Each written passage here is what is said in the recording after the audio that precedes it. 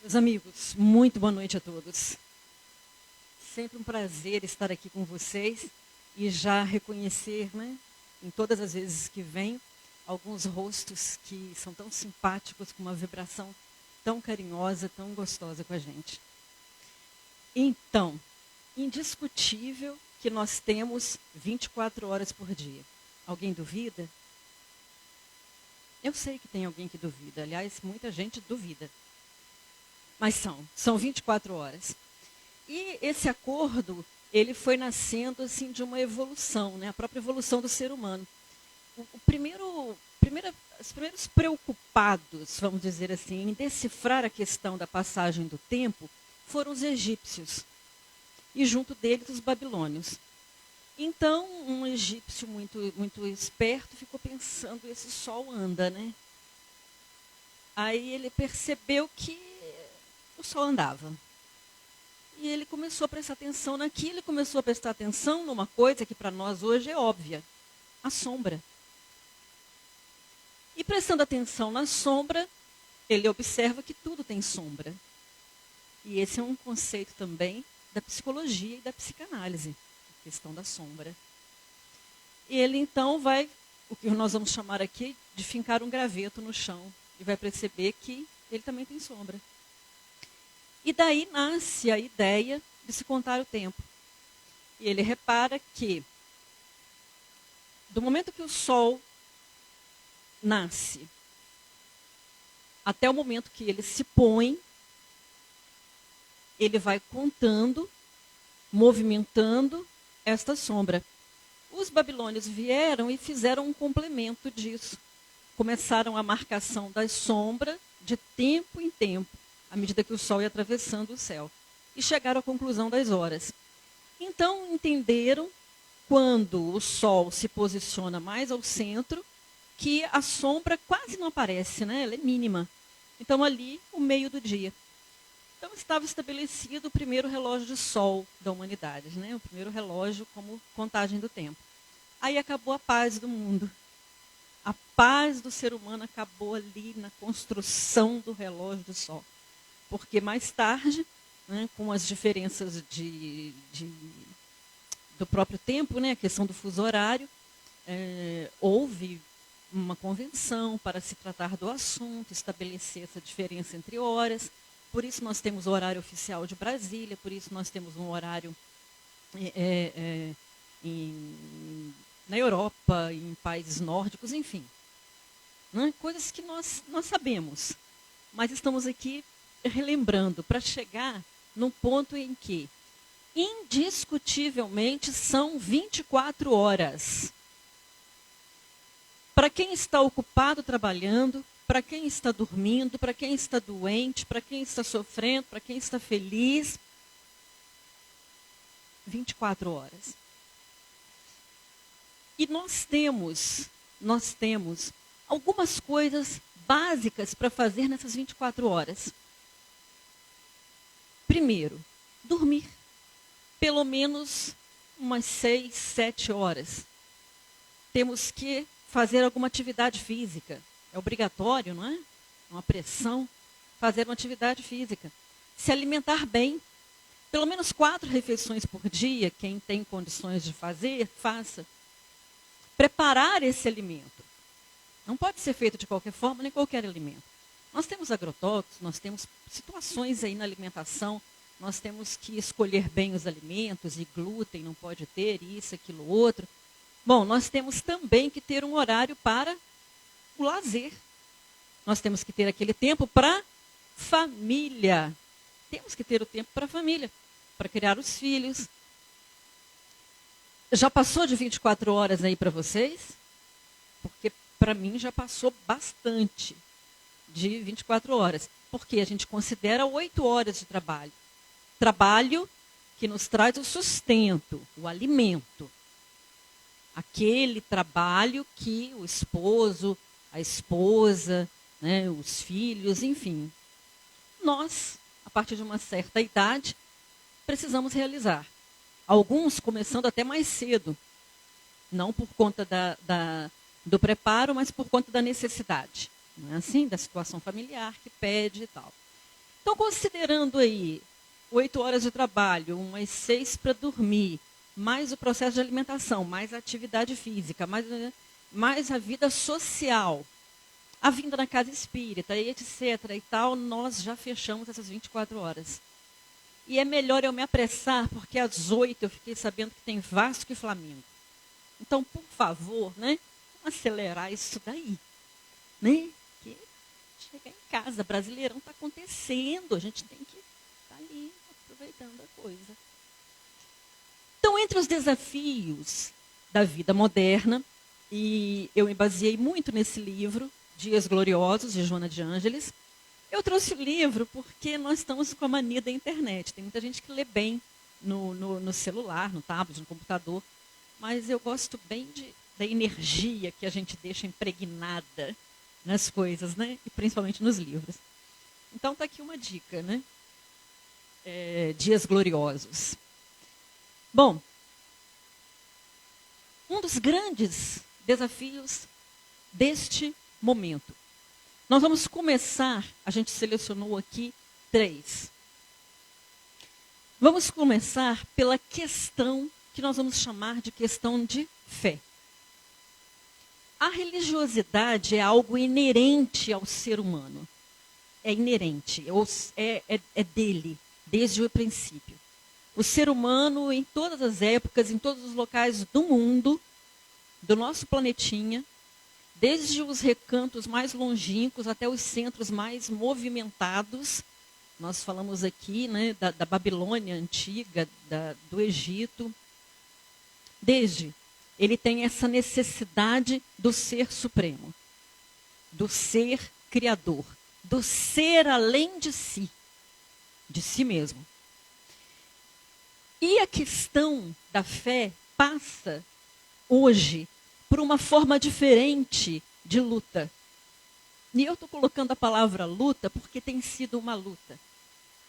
Uma luta para se defender a própria fé. Para o ser defender a própria fé e a própria crença religiosa. Para ser espírita hoje não está fácil. Vamos imaginar para os irmãos que tem religião de matriz africana. Muito mais. A ponto de nós termos, por exemplo, no Rio, facções em presídios que proíbem a manifestação de terreiros. A gente sabe a guerra que é. Né? Aí vamos imaginar, eu vou colocar aqui como evangelismo, para poder alcançar mais a ideia, né, que veio com Lutero do protestantismo, que começou lá atrás. E as várias escolas dentro do evangelismo. Também não está fácil. Porque sofrem todo tipo de crítica. Principalmente depois que algumas, né, vou colocar assim, alguns dos representantes dessas religiões foram para a política e não foi legal. Não a religião nem o religioso, mas o cidadão que foi para a política. Aqueles que apareceram mais. E acabou comprometendo toda uma comunidade evangélica, que passou a ser julgada como igual. Né? Desprezado o seu valor. O mesmo que aconteceu durante a Segunda Guerra Mundial, se estende até hoje, com a questão religiosa dos hebreus. Né? Aí todos são julgados por 1, por 2, por 3. Pelo comportamento de 1, 2 ou 3, ou o que vale.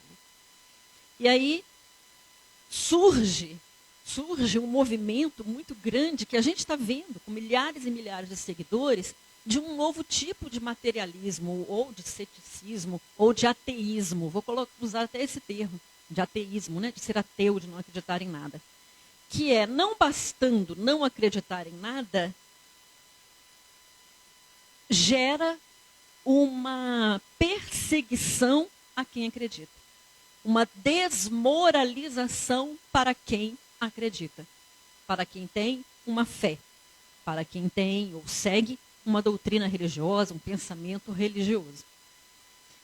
Então a gente não percebe. mas daqui a pouco poderemos estar nas novas fogueiras, sendo aí uns contra os outros, porque o movimento acaba criando esse tipo de situação, inclusive dentro da própria doutrina espírita, com espíritas virando à esquerda e outros virando à direita.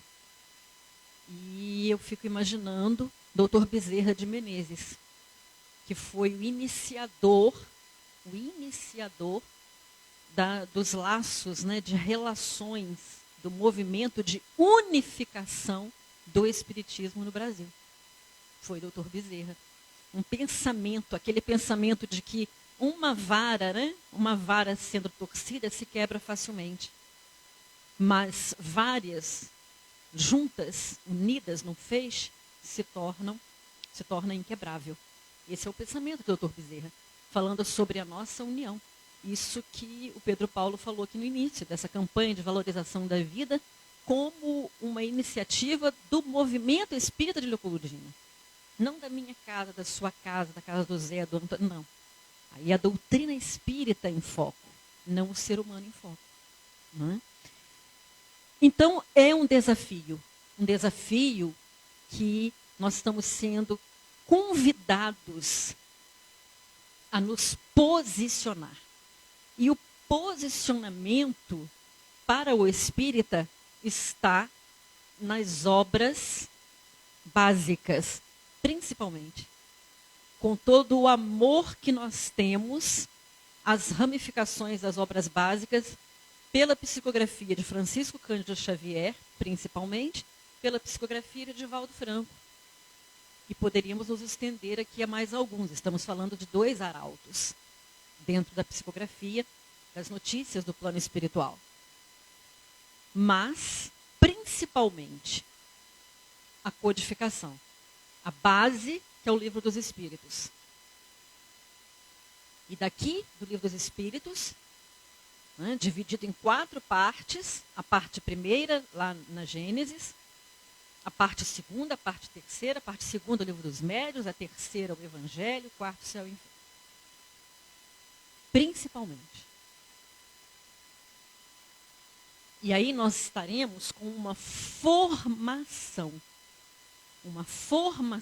que nos dá condição de manter a nossa tocha da fé acesa em nós. Porque temos um objetivo, um propósito. E esse propósito se coaduna com o nosso coração, com o nosso sentir. Nos fortalece a fé, porque ela raciocina, porque ela nos faz entender, ela nos mostra, porque ela cientificamente, em muitos aspectos, já foi comprovada e ainda está sendo comprovada à medida em que a ciência evolui. E em outras situações em que Kardec é convidado pelos espíritos a acompanhar a ciência. Então, nós estamos vivendo esse desafio. Um segundo desafio, vejam, nós estamos aqui pinceladas, né? Um segundo desafio que nos chama a atenção é a questão da mente humana. Com todas essas cobranças e a forma como nós estamos educando as gerações atuais e as gerações futuras. A liberdade em demasia e as suas consequências de escolhas negativas, viciantes. Porque nem a criança, nem o pré-adolescente, nem o adolescente tem condições ainda de fazer todas as escolhas sozinho. Não tem. Então a gente vai perceber que essa segunda urgência, emergência, que já estamos assim às portas de uma UTI, chama-se cuidados com a mente. A nossa parte psicológica. As doenças mentais têm sido responsáveis não só por um desencadeamento de suicídios e outros acidentes, mas também de um distúrbio muito grande, patológico, que se espalha pelo nosso corpo, que é a somatização da angústia existencial, de qualquer que seja a manifestação psíquica da doença. Porque acabamos por somatizar. E muitos de nós estamos sorrindo, mas estamos com grande sofrimento psíquico.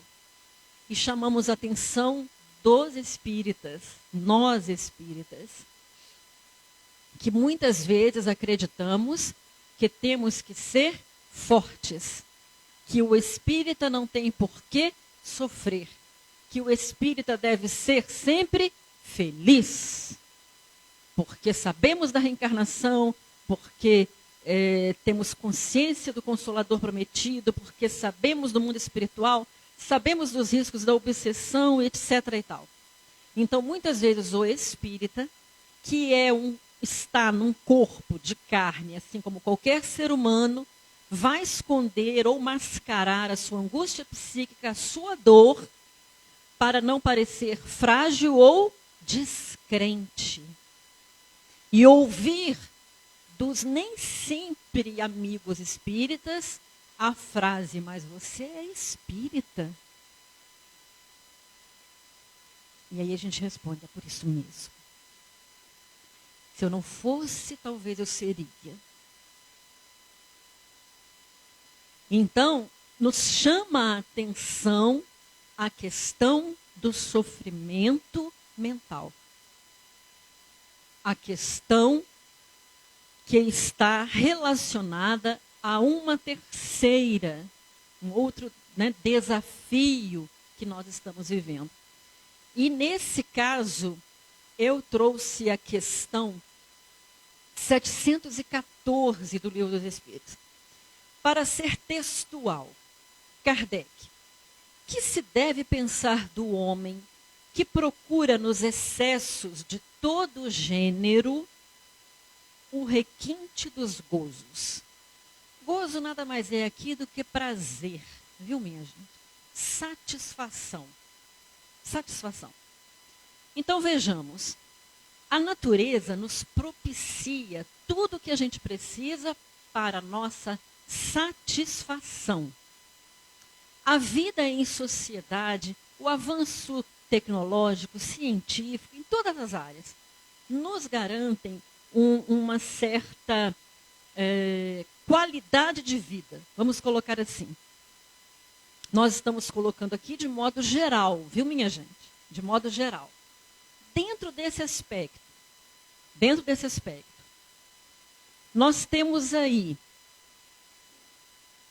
condições de uma ajuda, falando em termos até de Brasil, uma condição de ajuda médica, uma certa condição aí de alimentação. Nós temos uma educação para todos. Não é momento agora de falar mal do que está mal. Então, nós temos em todos os setores uma certa organização, né, que a gente costuma chamar de direitos, costuma chamar de saúde pública. Ao passar, ao suceder de tantos governos, né, nós temos essa situação, para a satisfação. Qualquer um de nós hoje, se quiser comer, por exemplo, uma cenoura, já sabe que pode plantar numa garrafa PET. Ela vai dar, vai nascer. Já sabe que pode fazer uma hortinha vertical. Estou falando assim, em questões mínimas, simples, do nosso dia a dia. Mas a questão que Kardec levanta está além. O excesso de todo gênero. E aí, no excesso de todo gênero, nós vamos enquadrar a alimentação,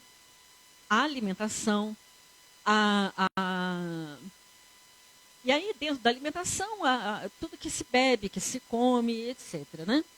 Nós vamos colocar aí a questão da sexualidade, né? Que tem uma função principal de reprodução, não podemos nos esquecer disso. É a função básica da sexualidade, a função primeira ali, a reprodução. Né? É o suceder das gerações e a nossa oportunidade de estarmos aqui em mais uma etapa reencarnatória. E outras mais. Então ele questiona sobre o excesso. Por quê? Porque em tudo nós criamos uma maneira de exceder. A água pura da mina, né, já pode ser ali colocada alguma coisa para que ela modifique o seu gosto. E aí nós descobrimos desde os refrigerantes até os sucos e que sucos, etc. e tal.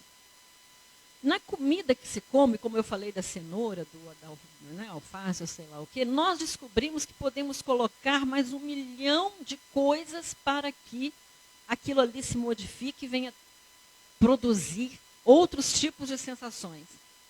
Na sexualidade, nós colocamos mais 1 milhão de coisas para poder substituir ou aumentar ou sei lá o quê, porque já esvaziamos o nosso conteúdo de criação, de sentir o prazer nas coisas, de tanta informação que recebemos. Então, excessos de todos os gêneros.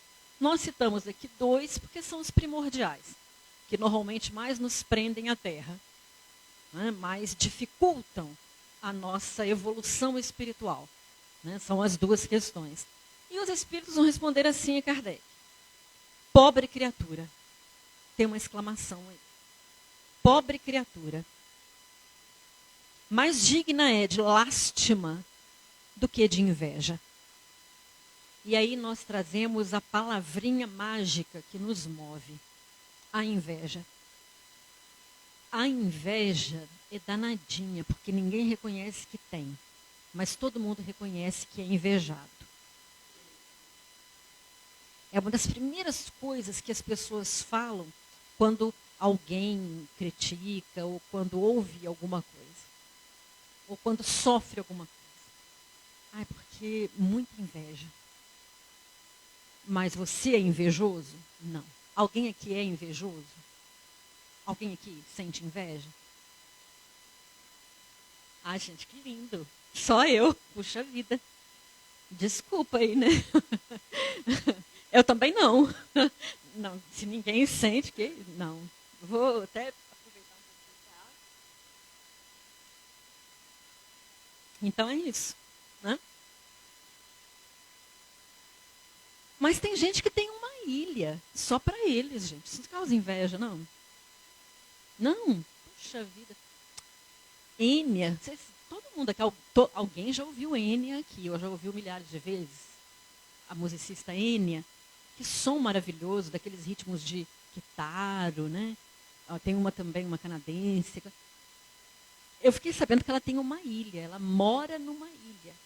Um castelo medieval, uma coisa assim. Fez por merecer. Juntou os seus milhões e quis comprar uma ilha e está morando nela. Tá bom?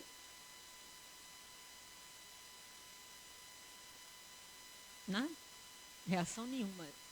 Ó, maravilha. Mas acontece que lançaram um carro híbrido. Vocês não estão entendendo. De última, híbrido, uma coisa magnífica. Não?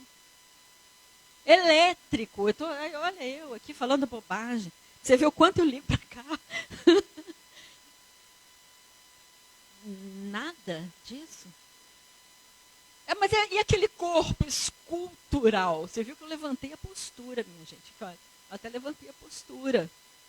Sabiam que já, meninas, sabiam que já melhora bem? Só levantar a postura aqui, os ombros. Já deu uma diferença aí, não deu? Fala sério. Nenhuma invejazinha, nada? Aqueles corpos e tal. Tudo bem. Então os espíritos dizem o seguinte... Repetindo, pobre criatura, aquelas que querem sempre exceder nos gozos, nunca está satisfeita com nada. Vai estar sempre faltando alguma coisa, sempre um algo mais, sempre um objetivo novo para atingir que não está relacionado com o seu conhecimento interior, com a sua intimidade, com a sua definição de ser. Sempre mais. E aí, eles vão dizer o seguinte: pois bem perto está da morte. Vou repetir, né? Porque é uma frase, olha. Mais digna é de lástima do que de inveja, pois bem perto está da morte. E aí nós nos perguntamos, então essas pessoas que cometem muitos excessos, que estão sempre em busca de mais, vão morrer cedo? Tem relação com isso? Kardec, então, na questão, vai trazer uma nova questão, um subtítulo aí, a questão A. Perto da morte física ou da moral? Física ou moral? E a resposta é de ambas. E os espíritos vão dizer que todo aquele que busca o gozo, o prazer, a satisfação, além, muito além do que necessita, ele está mais próximo do bruto.